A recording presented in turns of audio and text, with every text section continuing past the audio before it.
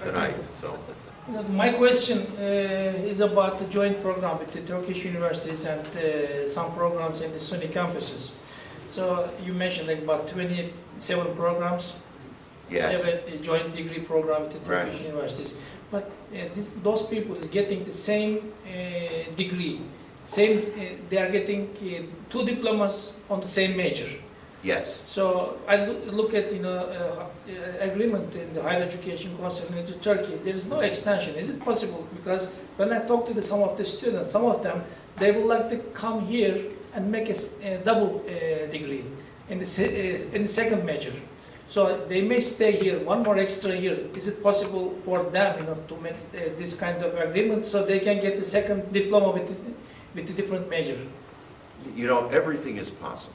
But that's Right. not written and they don't know yet. Pardon? It's not written in the agreement. No, that is, everything is possible in theory, and everything has got to be worked out. You're a professor at a university? Yeah. You don't tell me you don't understand the bureaucracy of academic institutions, all right? These decisions, these proposals have to be stepped through very carefully by the faculty and the administration in both places. When I say everything is possible, I mean we are open to discussions on anything like that. We've seen, for example, at our campus at Binghamton, there has been a program worked out. It's not only for Turkish students, but for all students, that students who overload in their senior year, okay, and begin to take MBA courses, can stay on at Binghamton 1 more year and get their bachelor's degree one May, and a year later get their MBA by overloading, by taking more courses. We allow some really well-qualified students to do that, and some Turkish students have done that, have qualified and are doing it. So a double major is something we have not yet thought about, but it's an interesting permutation that, I would just say this. I have great admiration for the Turkish students who are doing the dual diploma programs. Why? It takes a special kind of student who is willing to challenge himself or herself to undertake this kind of dual education, because those students know they can't be a little bit good in English. They have to be fluent in English. They have to write their papers at the SUNY campus in English. All right? And so, these are hardworking students. The other thing I would say to you is that in speaking with the students, they are under tremendous academic pressure already because of the intensity of this dual diploma program. What do I mean by that? For the undergraduate degree at Binghamton in Information Systems Engineering, the number of credit hours is already 146. Wow. I don't know if you could add another major in there and have a living student come out the end of it. No, I meant another semester or 2 semesters. Yes, yeah, the other possibility is that you add another two or three semesters.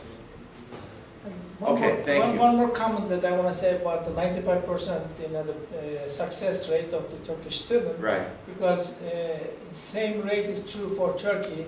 Graduation rate or enrollment is in Turkey is 95% too. The reason, because we eliminate the student at the entrance exam.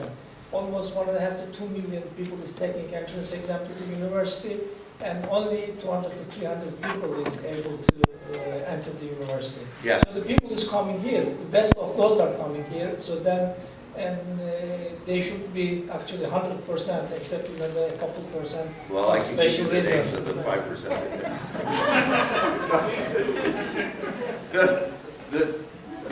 Yes, there is that feature of Turkish higher education, but that is also a big problem, and you know what I'm alluding to, because too many students in Turkey are not able to go on, and also the test. I think they're changing the test for the better, because I think the test is going to give students a better chance. In the old system, everything depended on 3 hours one morning in June. Your whole life got written. At least now it's spread over a little more time. But I don't want to go on with this because think Professor Yalcintas, Vice President Yalcintas needs to speak. Okay, I really appreciate the message, and thanks for inspiring speech.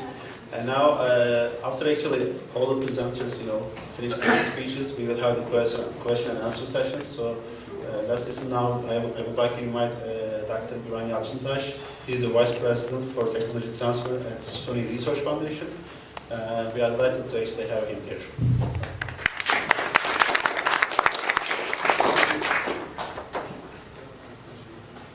Thank you, Junaid, for nice introduction, and thank you for the invitation. You can depend on me and call me for anything. I will come, especially when you have this kind of delicious dinner. Most of you know my wife already asked, my delightful wife, Lorena, couldn't come tonight because she's visiting her family, her mother in LA, and I'm going to tell her what I ate tonight, so she will be a little more sorry. Bayramınız kutlu olsun. Özellikle çocuklarımızın bayramları daha da çok kutlu olsun. For those friends who did not understand what I said, I just indicated and celebrated today's most important day for us, for the children of the world, which Atatürk really dedicated to.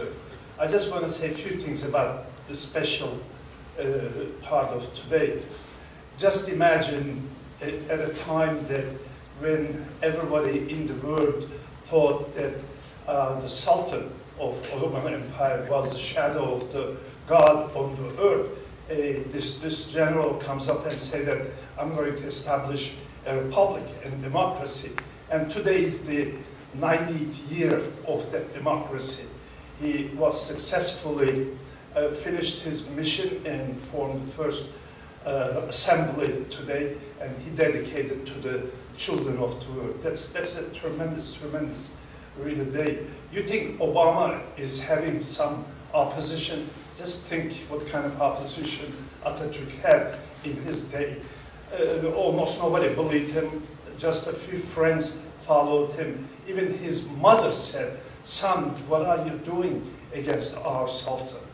Just imagine how to establish a republic, democracy in the middle of that kind of environment 90 years ago. So it's a very important day for us. My topic is going to be a little bit different tonight.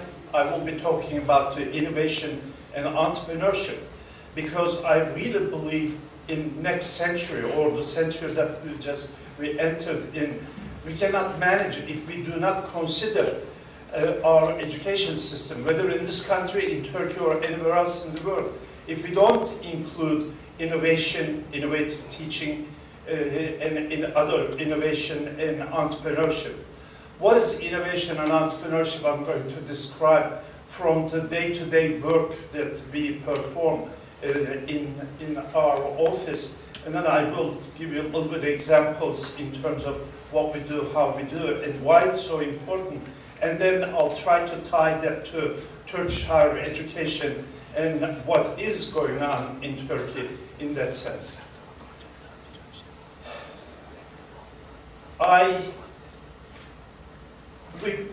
We have in SUNY system, as you know, 64 campuses, and we have our research expenditure or research investment about $800 million a year. That is, every year our faculty members write grant proposals and successfully bring $800 million.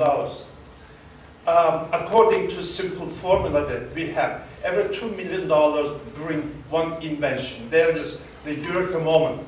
The professor or graduate student or postdoc gets up, I have something new. That innovation can be taken out to the market and make become a product which you can buy, you can benefit, or if it's a vaccine, your health gets better. If it's something to do with computer, your computer runs faster, or air traveling safer, etc., etc. That's what we do. Every day I come to work to manage those invention disclosures, as we say, or intellectual properties, the Turkish terminology for the fikri mülkiyet. We receive